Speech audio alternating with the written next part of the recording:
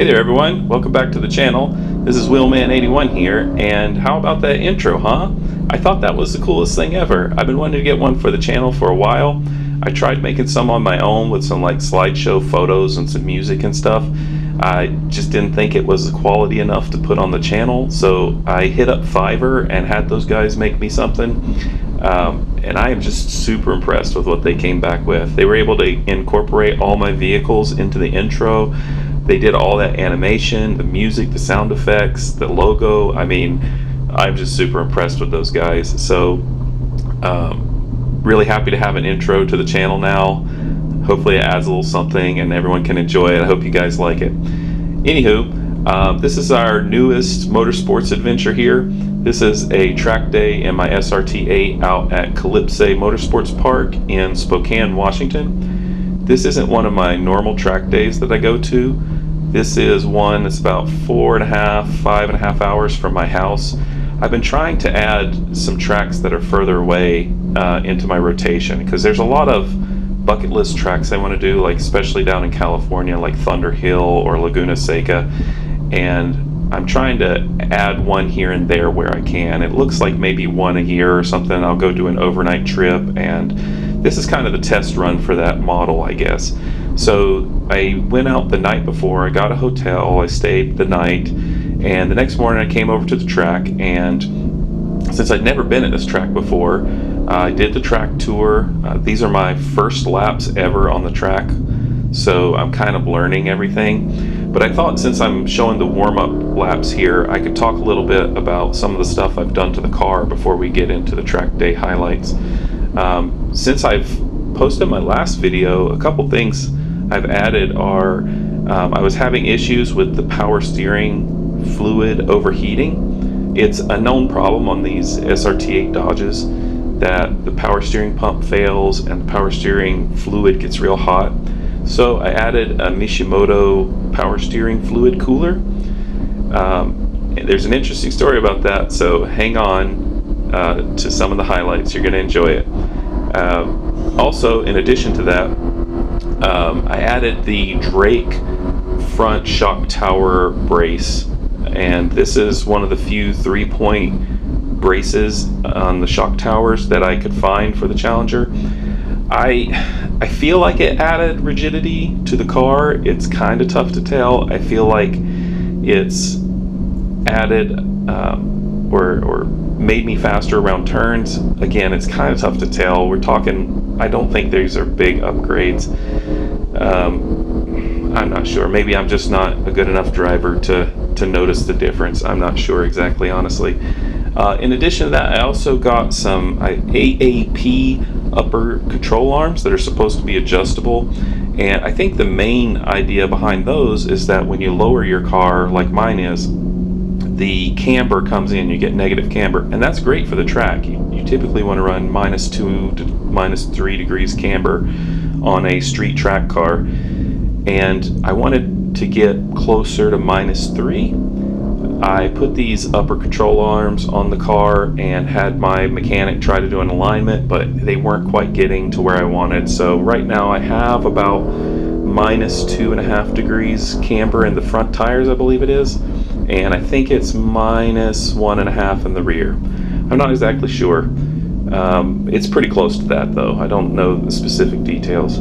Also, kind of interesting story is my Racebox lap timer wasn't working at this track, and I found out later that the reason was that the Racebox lap or track layout differed from the actual track layout, so it wasn't recording any of my lap times. It never thought I crossed the start and finish line.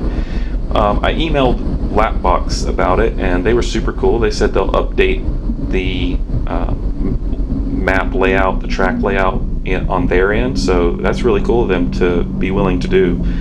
But that also means that I didn't get official lap times, or official air quotes lap times at this track, and I'm not exactly sure what I was running. So I'm just going to have to go off the camera lap times here, you can see in the corner.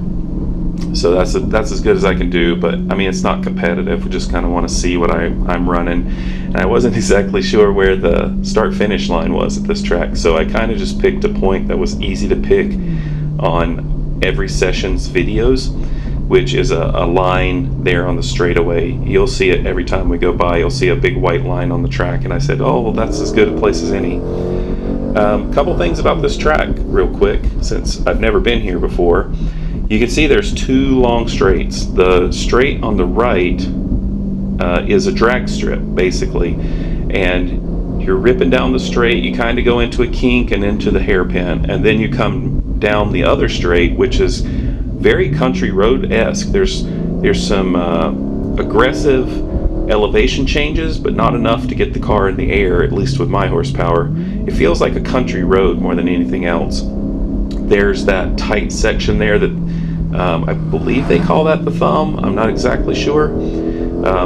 Two really tight hairpins. You come out of the two hairpins, and then you go into the lower section there, which is another tight hairpin going onto the straight. It really feels a lot like Pacific Raceways in that you have the long straightaway, you have the sweeper at the end, you have some tight hairpin turns. One thing about this track, if you're watching this video and you're just trying to get some info on the track, this is a very old, rough track. It feels like the whole track is just constant bridge joints. My car was pretty beat up after this track day. It rattled the car so much that I'm going to need an alignment now, and I'm going to need there's some stuff like my radar detector mount. Even though I didn't have the radar detector on it, still managed to shake itself loose from the rear view mirror. The rear view mirror itself couldn't even stay up because the car was shaking so hard down the track and in the turns and stuff. So I kept having to adjust the mirror. I mean, this is a pretty rough track, guys. I'm glad the car survived, but more on that later. Anywho, let's get right into the highlights and see some of the action. Okay, so the first highlight here is just an interesting car that was on the track. I like seeing interesting cars. It's better than the same all Porsches and Corvettes kind of thing. And here we have what looks to be, I think it's a mini race car. It's got fender flares, really wide tires. I think it had a cage in it or something. I'm not exactly sure, but man, it's a cool car. You know, you see something like this out on the track and it kind of brings a smile to your face. Obviously, the SRT8 was faster than a Mini, especially in a straight line, but it was still kind of fun to chase it around and just see the differences in the cars.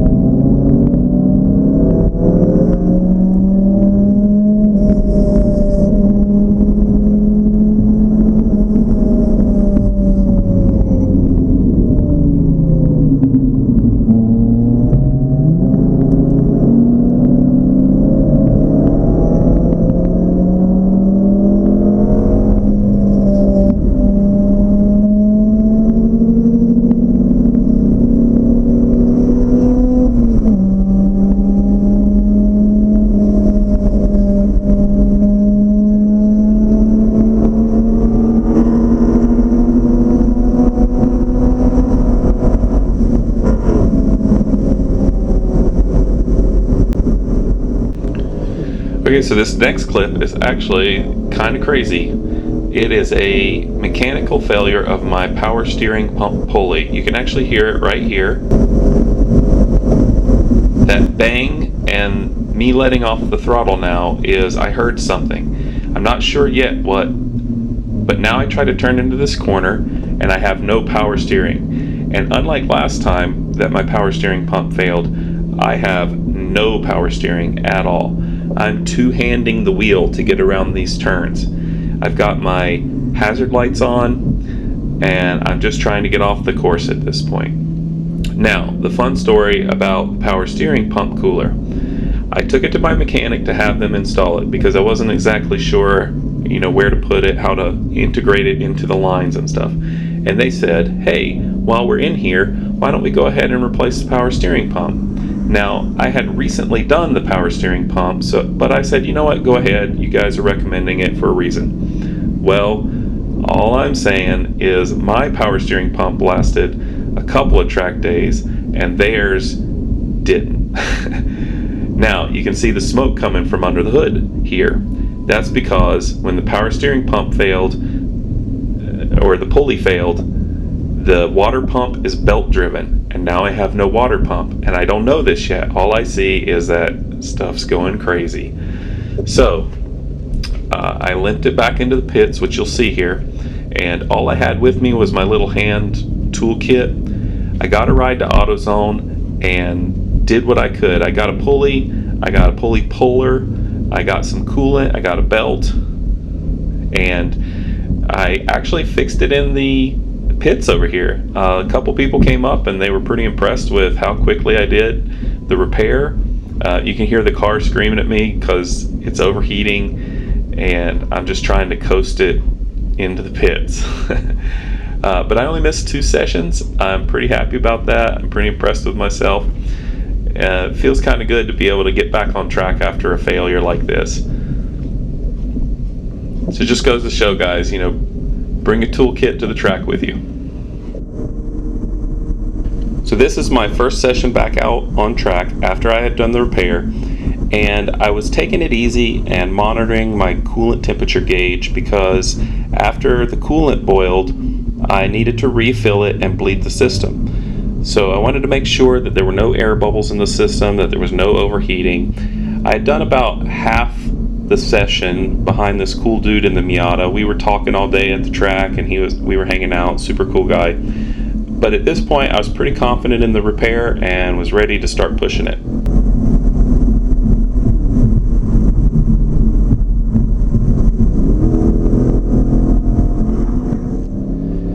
So in this clip, as you saw, I had just pointed by a blue C8 Corvette. Now this is the Z51. I couldn't tell if it had the performance pack. I don't really know the C8 Corvettes that well, but he was running faster laps than me, so he gets the point by. But it's a lot of fun to just chase a car that's faster than you, and it's a lot of fun to chase a car that's a lot more expensive than yours.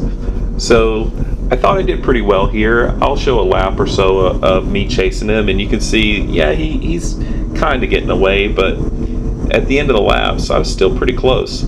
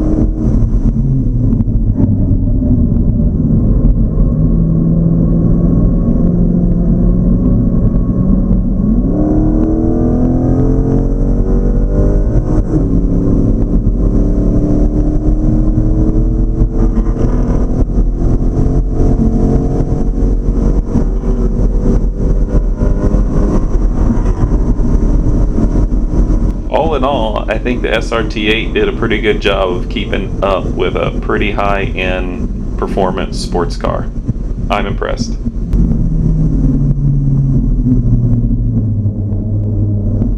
Speaking of Corvettes, here I am coming up on a C6 Z06. This is the final session of the day, so I've kind of got the track worked out a little bit, and we're all putting down some pretty good lap times. So enjoy the battle.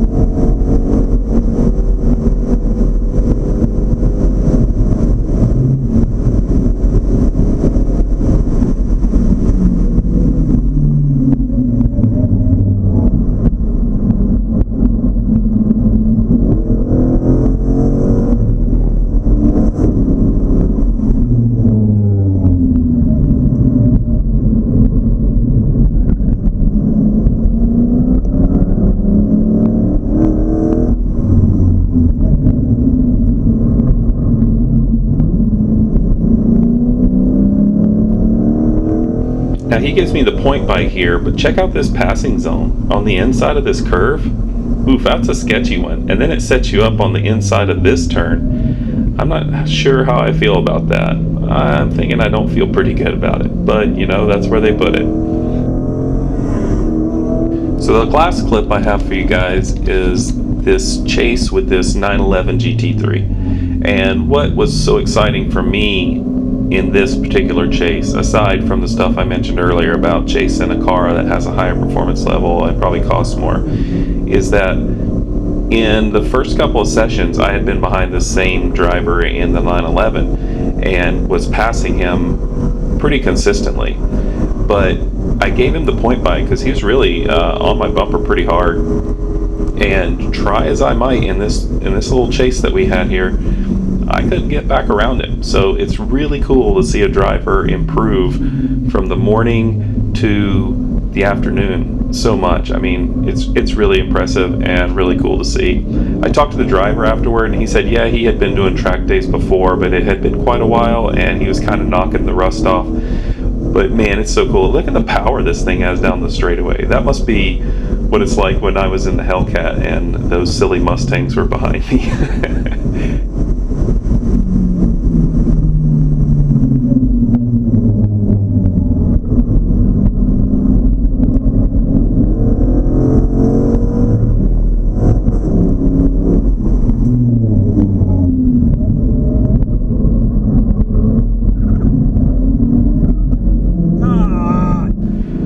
I had gotten on the throttle wrong in that corner, and it wasn't coming out of the corner like I wanted it to. It cost me some time. I was pretty upset about it, considering I was really trying to chase this guy down. That's my bad, though.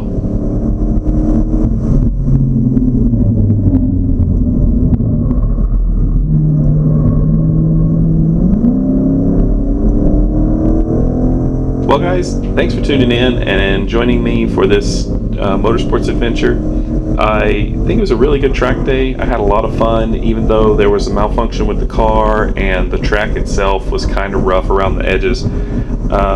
Things coming up, I've got some parts to put on the car. I have just one or two more things. I'm going to do calipers and brakes. You probably heard in the video that the brakes are barely hanging on for dear life in this video. So I definitely need to change those, and my calipers are pretty old, so I'm going to change those.